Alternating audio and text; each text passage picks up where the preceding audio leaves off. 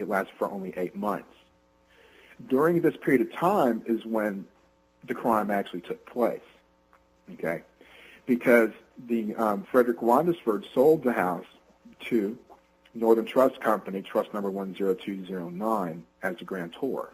The grantee is the Northern Trust Company of a mortgage for $1.32 million from Fannie Mae and Freddie Mac. Unbelievable. Yes, sir, it is.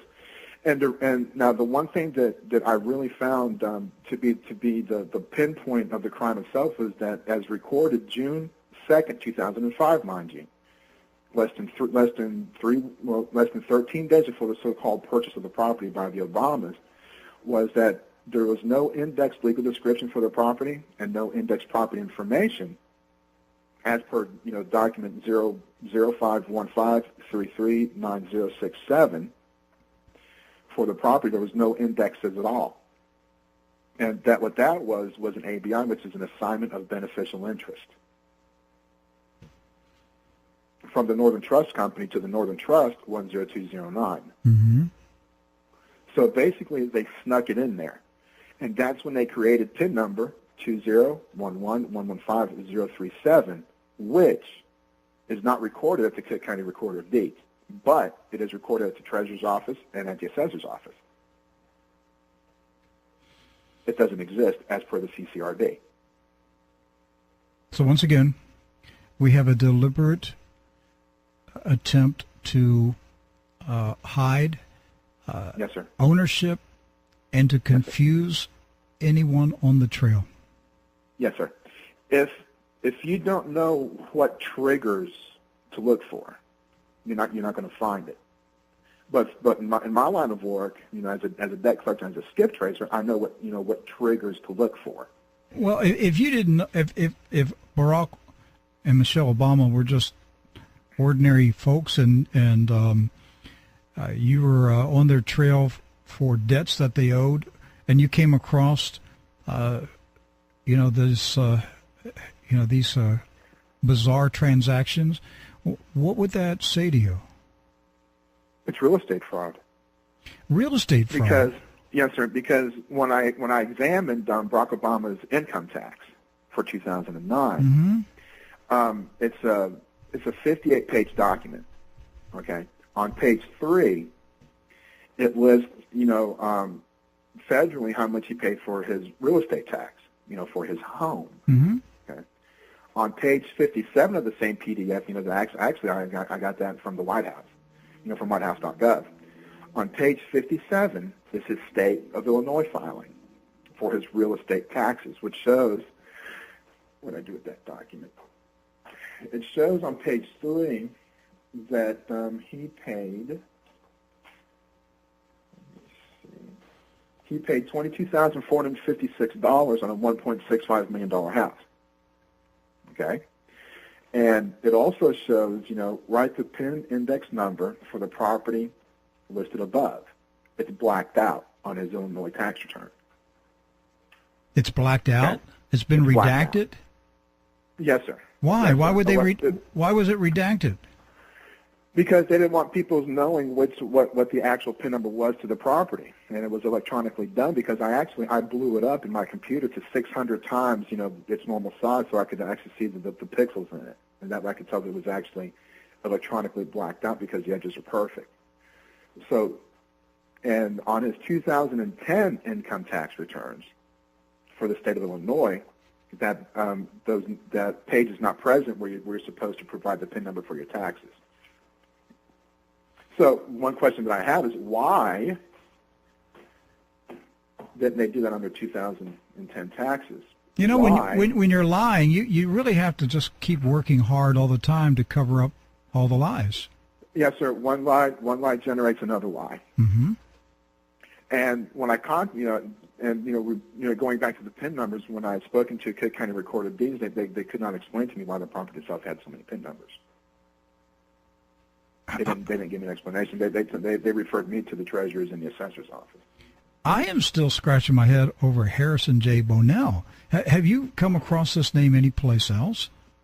No, sir, I have not. It does not exist. The polls that I did for his Social Security number, for the 042684425 number, came up as no hits.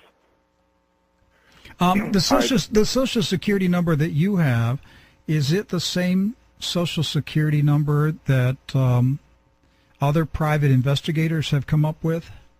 It's identical. This is the Connecticut Social Security number? Yes, sir. This is the invisible Social Security number. It's 042684425. And I can tell you what the number is because, I mean, it's all over the Internet anyway. So it's public knowledge what his Social Security number is. So I'm not at risk for divulging any personal information. Say it again. Say it slowly. Sure. 042684425. And I actually triple-checked it on the 12th, just literally 4 days ago, with my master files. And I did a death master file that came up no hits. And I also did a search by, SSN index search, and it came up no hits as well. Okay. Obama's Social Security number that he's fraudulently using, which belongs to a dead man in Connecticut, is that correct?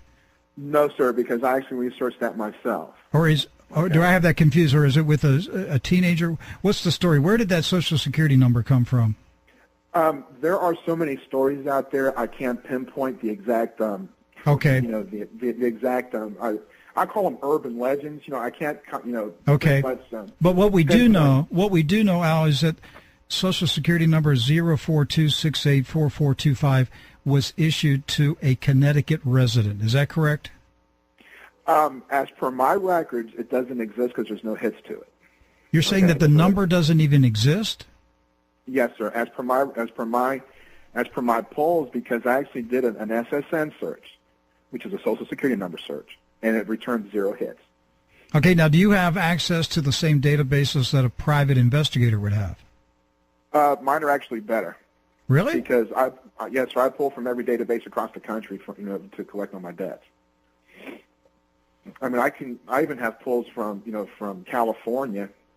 California does California criminal, corporation, civil licenses. Mm-hmm. I mean, I even do ABC pulls. Okay, but you're saying the Social Security number is 042684425. Is this a fraudulent Social Security number? That's my question. Yes. How do you know it's fraudulent? Because it came up with no hits, but yet he's using it with an alias.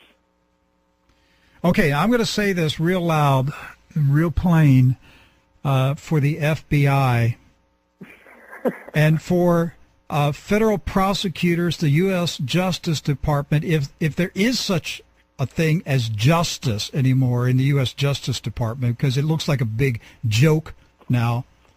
The FBI, the Federal Bureau of Investigations, which apparently doesn't investigate anything anymore, for the U.S.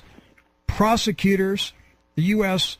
attorneys of each state, the U.S. Attorney of Illinois, we're going to say this on the radio.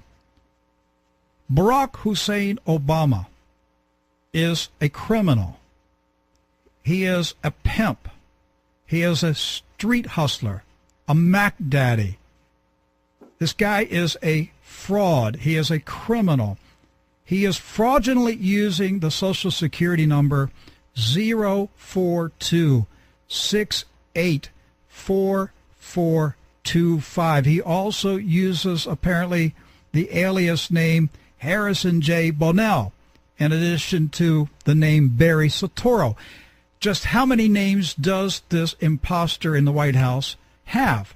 That's my question to the FBI. And I would like the FBI to get off their butt and do what the taxpayers are paying them to do. Investigate and arrest criminals who are breaking federal laws. I'm fed up with the FBI's unwillingness to do its job. Now, we're saying it on the radio. Obama, whatever his name is, Barry Soetoro, is a lying, conniving imposter who needs to be handcuffed and taken to a federal detention center and processed and fingerprinted and indicted by a federal jury. And I'm just wondering how long the wimps in Washington are going to hide and refuse to deal with the criminal who is in the White House. Go ahead, Al. I just wanted to add that along with the searches for his name, I also came across 58 addresses for him across the country. For Obama or Harrison J. Bonnell? For Barack and Michelle Obama. 58 addresses? Yes, sir, in other states. I did a state-by-state search. I literally started in California and worked my way east. Are these properties that he allegedly owned or rented? Well, the properties are owned by other people or rented by other people, but yet his name, Barack Obama, with different Social Security numbers are attached to these properties, and I found 3 with Michelle Obama on them. Wait a minute. Different Social Security numbers? Yes, sir. Yes, sir. There's 2 of them that Barack Obama is using in Illinois, other than his. I mean, it's the one he's using now, the 0422, the current one, and then another one that begins with a 62526. And that belongs to a man and a woman who are using the same Social Security number. And what state are they in? Ingleside, Illinois. Any connection to Obama? Well, I couldn't, directly connect them to that, to be quite honest and frank with you, because I didn't want to get too involved, more than what I am now, because there's 58 addresses and hundreds of names attached to those addresses. I mean, what are we going to have to do here? A citizen arrest because the FBI won't do its job? Well, what we can do, you're going to think I'm crazy. No. But what we can do, one of the names attached to these addresses is Tony Tiger and Steve Young, Kamora Simmons, Mary Gross, Bobby Womack, Tyra Banks, Nick Newman, Tom Jones. What's your suggestion? What do we do? Well, all these names were attached to these addresses between 2004 and 2009, so I think we can put 2 and 2 together on those. Mm-hmm. Especially the ones in Illinois. How do we force the federal bureaucrats to do their job? Well, they're not going to. Well, how do we bring this man to justice?